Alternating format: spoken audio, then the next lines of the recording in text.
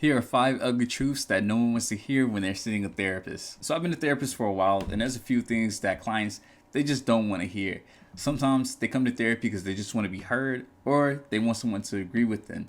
And that's actually one of the ugly truths that I want to tell you here. It's the fact that hey, it's not always a therapist, but sometimes it's you. Don't think because I don't agree with you that I don't like you. Don't think because I don't challenge you or that I do challenge you that, hey, I'm not on your team. My job is to be completely objective and give you the advice that you need to hear. It's kind of like when you go to a doctor and they give you the medicine that tastes nasty. It's not because, well, we hate you. It's because we know this is what you need. And sometimes that's the truth that people don't want to hear. Sometimes people will jump from therapist to therapist because they're not agreeing with their story or they're not telling them what they want to hear. Now, don't get me wrong, I will be empathetic. I will listen to you. But at some point in time, I do have to call you out. And sometimes I have to do that just because I value being a helpful therapist. If I didn't, I'll just agree with you and let you kind of live in la la land and let you just be free and have happiness and think that there's nothing wrong or that you're perfect. And I'll be doing you a disservice. And I'll be honest, early on in my therapist career, that was something that I struggled with. Calling people out, holding them accountable, or telling them, hey, last week you told me you wasn't gonna go back to your ex, but now this week you're telling me that you are. Make it make sense. And that's one of the ugly truths about therapy is that sometimes, hey, it's not the therapist, but it's you. Stop switching therapists and give it a shot. And you giving a shot, it may be different for other people. Like, what if you were to ask me in my expert opinion, how long should you stay with a therapist? I would say give it anywhere from maybe 6 to 10 sessions. Now, why do I say that? Well, in the first few sessions, the therapist is really just getting context about the problem. And then after that, we have to set goals. And from there, we have to give you the techniques to help you to overcome these goals. And that's just not something that we can do in 1, 2, or 3 sessions. So if you're looking for a therapist and you found one, make a commitment to stay for 6 to 10 weeks, 6 to 10 sessions before you decide, hey, this is the therapist or this isn't the therapist for me. All right, the ugly truth number 2, and this one I think I get a lot of flack for. No one wants to hear this because we're so used to hearing hacks and secrets and this and that. Like, how can you make it easier?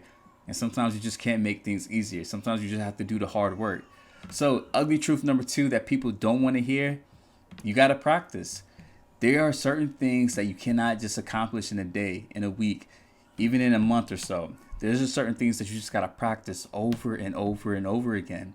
I can't tell you how many times I get entrepreneurs who are struggling with social media posts. And I tell them, hey, right now your posts don't need to be perfect, but I just need you to be consistent.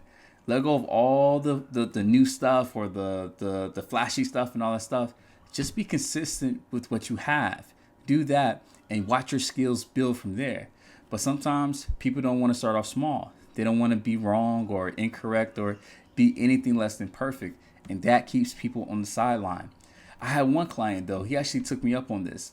I told him, hey, every week I need you to speak to 10 new clients. 10 new clients. And at first, he was kind of like, I don't know. You know, he may have done like 5 or 6 or 7. But every week I would say, all right, I know we talked about all this new stuff in the session today, but the goal is still the goal. You need to find 10 people to market to so that way it gives us the best chance to see if our marketing works. And he did. And guess what happened?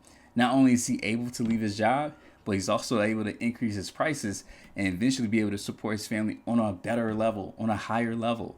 And that's something that you just cannot replace. You have to do the hard work. So ugly truth number 2, and people don't want to hear it, but you just have to practice. No matter what I say, you have to go out there, you have to execute. If you don't do that, hey, look, it's been fun. It's been great. Like, I love talking to you. And sometimes I tell clients that, like, hey, you're a great person. And in another life, hey, we probably would have been friends. But you're not coming here for a friendship, and neither am I. We're coming here to do work. And therefore, you have to practice. Shout out to AI if you know who that is. All right, ugly truth number 3, and I had to break this down to a client maybe like 2 weeks ago. No matter how much therapy you go to, you will never be perfect. Stop thinking that therapy is a place to get perfect and start to understand that therapy is a place for you to progress more closely to your goals and to your values, to get more in alignment. If you look at it from that perspective, it actually releases a lot of pressure to be perfect, to be great, right? And I shouldn't say great. I'm going to stick to perfect because I do want you guys to be great. But here's the thing, guys. Therapy is not a new way to try to increase your perfectionism. Because if it is, it's actually going to do you more damage than good, because you're like, man, I've gone to therapy for 3 years and I'm still struggling with anxiety. Well, if that's the case, I'll say two things. One, maybe the method that you're going about it is wrong. And that method, and I'm going to contradict what I said in the first one, it may be the therapist, or maybe it's you not executing it. Maybe there's more things we can add to your program or to your treatment, whether that's exercising, eating better foods, or maybe even medication. But at the end of the day, therapy is not a place to become more perfect, but it's a place to become more in alignment. If you look at it from that perspective, again, you actually release the pressure to be perfect, and you'll start to take more action. And I'll be even honest, like, not only will you take more action, but you're gonna get a lot better than other people who are trying to be perfect, because they're waiting so long to take action. They're waiting for things to align, like all the stars to align before they take an action. But by that time, you've done taken 10 steps forward and they've only taken one. And that's a great way to overjump, to overleap, to move past a lot of your competition. Just got to take action. All right, number 3. And this one, man, I love Warren Buffett for this, but he's right. So number 3, the ugly truth is that price is what you pay and value is what you get. Hey, look, I'll be honest. There's some places where you can go and you can see a therapist, right? But will they be an effective one? Will they give you time and the attention that you need? I don't know. Because there are some agencies out here who have therapists seeing about 40 clients. And I'll tell you, as a therapist, right, that is a lot. It's so much so that you can't get personal attention from your therapist. Or if you're going through, let's say, a crisis, it's very hard for you to get in contact with your therapist. And I could even make another argument, right? Because here, I'll tell you how I do mine, right? I'll tell you how I do my business. Right now, I'm seeing anywhere from 20 to 25 clients, right? And that's a good caseload, depending on who you ask and things like that. It leaves me a lot of free time. I work, in terms of therapy clients, less than 30 hours a week, because I have to take notes and all that stuff. And it's the same thing for my coaching. And because I see that limited amount of people, I can do podcasts like this that can actually help my clients when they're not seeing me. Or I can send them I can blast them emails, right? Newsletters and things like that can help them in a bind when they're not seeing me. Or even reach out to old clients that I haven't seen in a while because they're getting all of my free stuff. Those are the things that you get when you see a therapist that maybe you have to pay a little bit more for, right? And then also there's a lot of other things I'm not going to disclose here, but there's a lot of things that I do that's a lot different from other therapists to help make sure that you reach your goals. Now, if you want to be frugal, right, you have every right to do that. But think about this. What is the most valuable thing you own? It's not your car, it's not your house, right? But it's your health. And even more specifically, it's your mental health. Because you can get a heart transplant, but I haven't seen anyone get a brain transplant.